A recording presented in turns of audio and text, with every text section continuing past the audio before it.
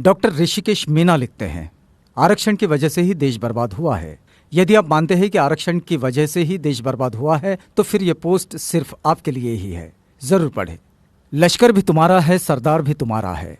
तुम झूठ को सच लिख दो, अखबार भी तुम्हारा है। तुम जो कहो वो सच, हम जो कहें वो झूठ। मुल्क में नफरत का ऐसा तूफान मचा डाला है। कुछ बुद्धिमान बोलते हैं कि आरक्षण ने देश को बर्बाद कर दिया है। अब आप बताइए कि देश आजाद होने के बाद 14 व्यक्ति देश के राष्ट्रपति बने, उनमें से कितने आरक्षण वाले बने? 15 प्रधानमंत्री बने, उनमें से कितने आरक्षण वाले बने? 43 उच्चतम न्यायालय के मुख्य न्यायाधीश बने, कितने आरक्षण वाले बने?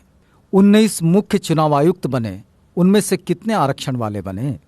देश के जो बड़े घोटाले हुए उनमें कितने दलित घोटालेबाज हैं? बताएं जरा। आप बताइए, भारत देश में कितने दलित लोग ऐसे बड़े कॉरपोरेट घरानों के व्यवसायी हैं जो देश की अर्थव्यवस्था को प्रभावित कर सकते हैं? अब आप बताइए, देश को बर्बाद कौन कर रहा है? अगर संभावित ब्लैक मनी वालों की लिस्ट देखे तो कोई आरक्षण वाला नजर नहीं आता। तो फिर देश को बर्बाद कौन कर रहा है? जितने लोग बैंकों का रुपया हजम करके बैठे हैं या भाग गए, उनमें कितने आरक्षण वाले हैं? शायद कोई नहीं। तो फिर देश को बर्बाद कौन कर रहा है? बड़े बड़े ठेकेदार जो सरकारी ठेके लेते हैं, रोड बनाते हैं, सरकारी बिल्डिंग्स बनाते हैं, उनमें कितने आरक्षण वाले हैं? तो जवाब मिलेगा 1 या 2%। तो फिर इस देश को बर्बाद आरक्षण कर रहा है या फिर मेरिट वाले?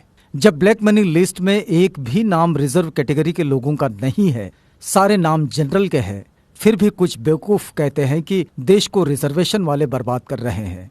सच में इससे बड़ा जोक कोई और हो ही नहीं सकता।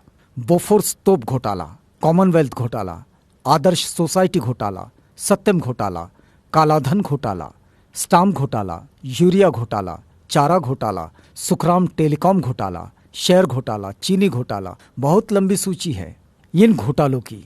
ये सभी घोटाले क्या आरक्षण प्राप्त लोगों ने किए हैं? बताएंगे इसमें किसी दलित का नाम? कब तक बेवकूफ बनाते रहोगे? और हाँ, फिर भी हम लोग अपने हुनर और काबिलियत से थोड़ा सा आरक्षण का सहारा पाकर क्या कामयाब होने लगे? आपके पेट में मरोड़े उठने लगे?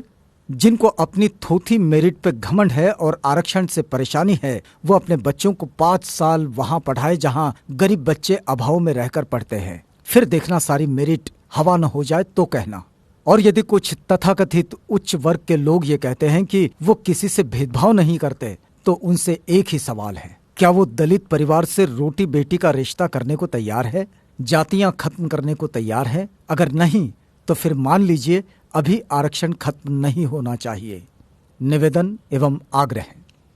समस्त SC/ST समाज, आपको सिर्फ 10 लोगों को ये मैसेज फॉरवर्ड करना है और वो 10 लोग भी दूसरे 10 लोगों को मैसेज फॉरवर्ड करें इस प्रकार: 1 = 10 persons। ये 10 लोग अन्य 10 लोगों को मैसेज करेंगे और इस प्रकार। बस आपको तो एक कड़ी जोड़नी है, देखते ही देखते पूरा देश जुड़ जाएगा।